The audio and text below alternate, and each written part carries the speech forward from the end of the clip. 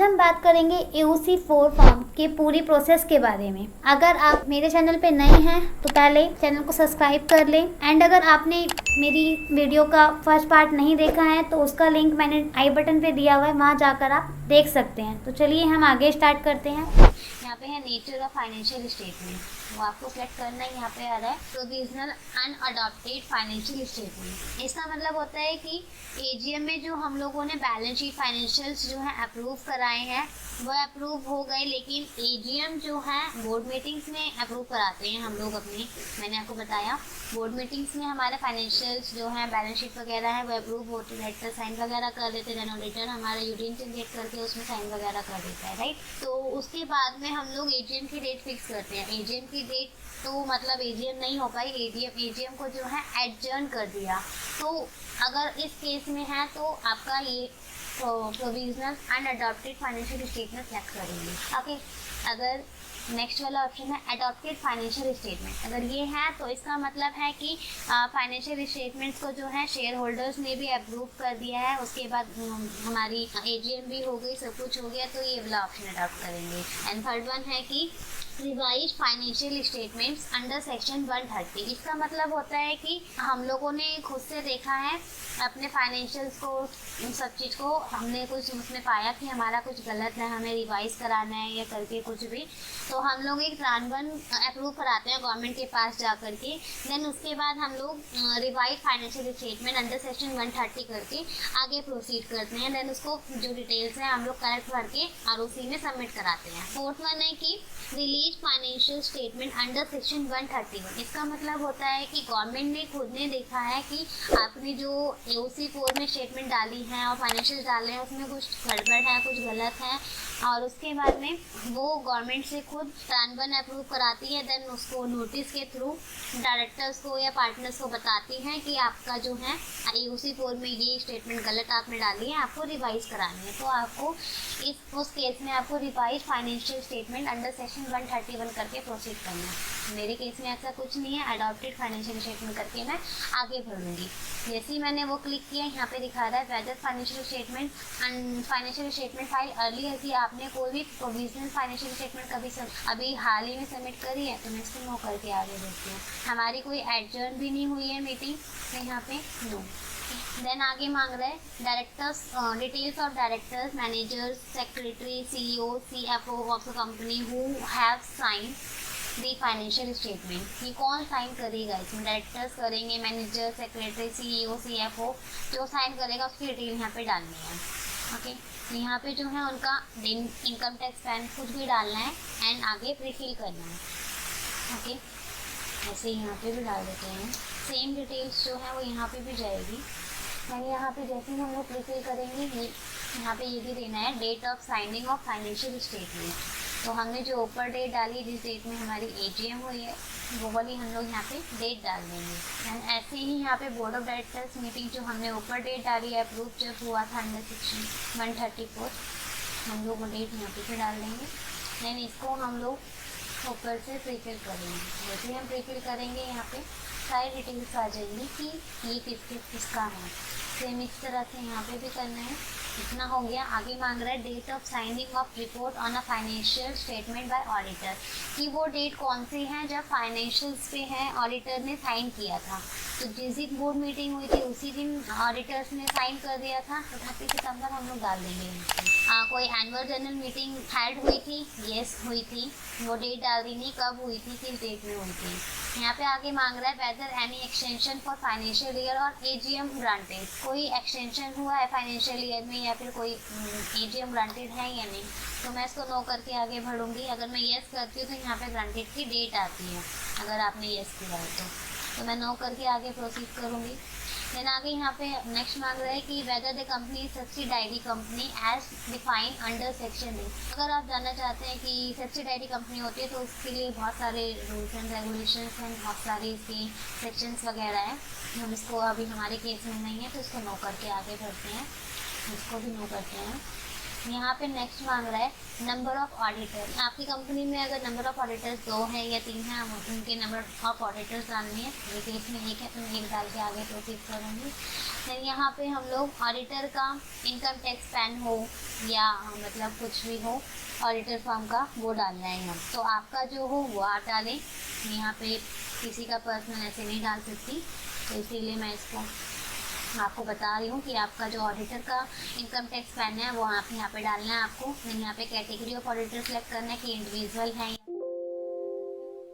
जैसे ही मैंने यहाँ पे क्लिक किया, ये मांग रहा है enter membership number and click on prefill. Membership number यहाँ पे डालना है ऑडिटर का, यहाँ पे लिखा हुआ है membership number of auditor and auditors form registration number. यहाँ पे ऑडिटर फॉर्म का रजिस्ट्रेशन मेंबरशिप नंबर डाल के आगे प्रीफिल करना है। यहाँ पे आप देख रहे हैं SRN और फॉर्म ADT1। इसको करने से पहले आपको ADT1 फॉर्म फिल करना होता है। ADT1 फॉर्म में जो है ऑडिटर अपॉइंट होते हैं, ऑडिटर अपॉइंट होंगे तभी तो यहाँ पे AOC कोड में वो साइन वगैरह करेंगे। तो इसलिए पहले हम लोगों को ADT1 फॉर्म फिल करना होता है। ADT1 फॉर्म आपने फिल किया होगा तो उसका SRN नंबर आपको यहाँ पे डाल के प्रीफिल फिल करेंगे। यहाँ पे सारी डिटेल्स अपने आप बाय डिफॉल्ट फिल होके आ जाएगी। नेम ऑफ ऑडिटर क्या है जिसमें उन्होंने ADT1 आपका फिल किया है, एड्रेस, सिटी, स्टेट, कंट्री सब कुछ आ जाएगा, आपकी कोई डिटेल आ जाएगी। उसके बाद में आपको यहाँ पे नेम ऑफ द मेंबर डालना है, मेंबरशिप नंबर डालना है कि जो ऑडिटर हैं आपकी कंपनी का उनका नेम क्या है और मेंबरशिप नंबर क्या है वो डाल के आपको प्रोसीड करना है। यहाँ पे नेक्स्ट है whether schedule 3rd of the companies Act 2013 is applicable। yes, अगर ये नहीं होगा तो इसमें रजिस्टर कैसे होंगे MCA पे। MCA पे जो कंपनी रजिस्टर्ड होती है वो 2013 एप्लीकेबल होता है, एक्ट तभी रजिस्टर्ड होती है, राइट। यहाँ पे टाइप ऑफ इंडस्ट्री सेलेक्ट करनी है। टाइप ऑफ इंडस्ट्री आपका जो हो commercial, industrial, banking, insurance, power company, non banking आप सेलेक्ट कर ले। नॉर्मली केसेस में, जनरली केसेस में अभी हमारा यही होगा क्योंकि हमारा NGOs हैं एंड प्राइवेट लिमिटेड है तो उसमें उस केस में यही जाता है। आपका अगर कुछ भी हो बैंकिंग कंपनी, इंश्योरेंस कंपनी अगर कुछ है तो उस केस में आप वो सेलेक्ट कर लें। नेक्स्ट है यहाँ पे in case the type of industry is other than banking और पावर और इंश्योरेंस और NBFC then selected commercial and industrial. यहाँ पे वही लिखा है कि जो मैंने आपको बताया यहाँ पे कि आप सेलेक्ट कर सकते हैं जो आपका है, नहीं तो अदरवाइज आप कमर्शियल इंडस्ट्री सेलेक्ट करके आगे बढ़ें। आगे मांग रहे whether consolidated financial statement required और नॉट करके हम नो करेंगे, इसको आगे बढ़ेंगे। यहाँ पे भी वही इलेक्ट्रॉनिक फॉर्म से होती है या नहीं होती है, अभी तो आजकल सारे ऑडिटर वगैरह करते हैं, सबके पास ये होते हैं। यहाँ पे नो करके आगे बढ़ेंगे। देन यहाँ पे आया है next part B balance sheet. जो आपने फाइनेंशियल हम लोगों के अप्रूव हुए उसमें जो बैलेंस शीट में जो डिटेल्स वगैरह हम लोगों ने डाली, share capital, reserve and surplus, सब कुछ जो डाला है वो यहाँ पे पहले डेट सेलेक्ट कर ले कि फिगर्स कहाँ से कहाँ तक की डाल रहे हैं। यहाँ पे जैसे यहाँ पे 31 का 22 का आएगा, यहाँ पे 21 का आएगा। ओके, ये इसलिए था क्योंकि मेरी कंपनी उस टाइम तक इनकॉर्पोरेटेड नहीं थी तो यहाँ पे कुछ भी नहीं डालना। अगर आपकी कंपनी पहले से इनकॉर्पोरेट हुई है तो यहाँ पे वो फाइनेंशियल ईयर एंडिंग का भी डालें एंड रिपोर्टिंग का भी डालें जिसकी आप रिपोर्ट कर रही हैं, जिसका आप भर रही हैं अभी फाइनेंशियल ईयर 21-22 का।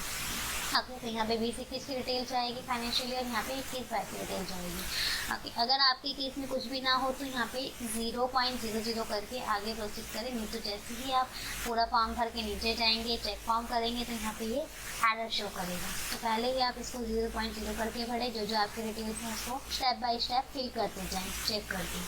अगर आपको प्रॉब्लम आती है इस फॉर्म को भरने में या आपको समझ नहीं आता तो आप हमसे कॉन्टेक्ट करके भी करा सकते हैं, आपकी हम लोग हेल्प कर देंगे। तो यहाँ पे एसेट्स की डिटेल डाल दें, ऊपर लाइबिलिटी की डिटेल डाल दें, देन नीचे यहाँ पे details of balance sheet items की डाल दें कि कोई डिबेंचर है, टर्म लोन है या कुछ भी डाल दें आप यहाँ पे। इसके बाद में यहाँ पे ऐसे ही लोन पेएबल ऑन डिमांड या टोटल शॉर्ट टर्म लाइबिलिटी वगैरह जो भी आप सारा कुछ यहाँ पे फिल कर लें अपने अकॉर्डिंग, जो आपको समझ आ रहा है, जो आपको यहाँ पे दिख रहा है उसके अकॉर्डिंग। यहाँ पे है फाइनेंशियल पैरामीटर्स, अगर आपके कुछ हैं तो वो यहाँ पे डाल दें, तो भाई इसको 0.00 करके आगे प्रोसीड करें। यहाँ पे है whether any operating lease has been converted to financial lease और वाइस वर्सा। कोई भी ऑपरेटिंग लीज या फिर कोई भी कन्वर्टेड लीज ऐसा कुछ हुआ है फाइनेंशियल ईयर में, तो ऐसा कुछ नहीं हुआ तो वो करके प्रोसीड करें। यहाँ पे नेटवर्थ ऑफ कंपनी डालनी है, देन उसके बाद में यहाँ पे number of share holder to share allotted under private placement, अगर कुछ है तो डालेंगे तो 0 प्रोसीड कर दे आगे बढ़े। कोई भी share capital rate during the reporting period, कोई भी इशू हुआ है तो डाल दें यहाँ पे। मेरे केस में कुछ नहीं हुआ। The maintenance of accounts records by the company has been mandated under Companies Act, Cost Record and Audit। अभी आजकल ऐसा कुछ नहीं होता है कोस्ट रिकॉर्ड या ऑडिट, तो इसलिए हम लोग इसको न करके आगे बढ़ेंगे। देन यहाँ पे हमें डालना है पीएल अकाउंट की इंफॉर्मेशन हमें डालनी है कि डोमेस्टिक टर्नओवर कितनी है, सेल्स कितनी है, सेम जो मैंने आपको बैलेंस शीट में बताया वैसे ही यहाँ पे भी डालना है सारी चीज़। ओके, यहाँ पे फिर बेसिक वैल्यूटी डालना है, कितना प्रॉफिट है कितना लॉस है, कोई डिटेल्स आप फिल कर लें। यहाँ पे आपको details related to principal products और सर्विसेज ऑफ द कंपनी यहाँ पे डालना है आपको। अगर आपकी कोई भी जो कंपनी है वो सर्विसेज प्रोवाइड करती है या फिर प्रिंसिपल प्रोडक्ट्स बनाती हैं कुछ भी, तो उसकी डिटेल आपको यहाँ पे मेंशन करनी है कि वो क्या कैटेगरी में आती है, कौन सी सर्विस प्रोवाइड करती है। यहाँ पे बंद करके हम लोग प्रोसीड करेंगे। यहाँ पे ये मान लिया NPCS के कोड डालने हैं, ये हमारे MCA पर सारे के सारे अवेलेबल हैं NPS के कोर्स। वहाँ से आप जाकर अपनी प्रोडक्ट सर्विसेज से कैटेगरी जो है वहाँ से आप कोड देख सकते हैं और यहाँ पे डाल सकते हैं। देन यहाँ पे डिस्क्रिप्शन में भी आप डाल सकते हैं कि आपकी सर्विस कैटेगरी प्रोडक्ट कैटेगरी क्या है, ताकि उसके अकॉर्डिंग आप यहाँ पे टर्नओवर डाल दें, देन हाईएस्ट टर्नओवर डाल दें, ये आप कर सकते हैं वहाँ से दिक्कत।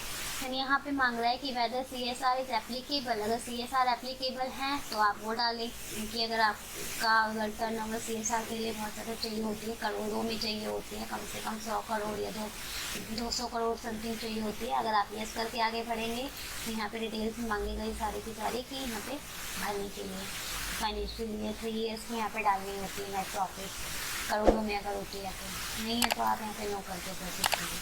यहाँ पे हम लोगों को टर्नओवर डालनी है, नेटवर्थ डालनी है कि कंपनी की क्या है।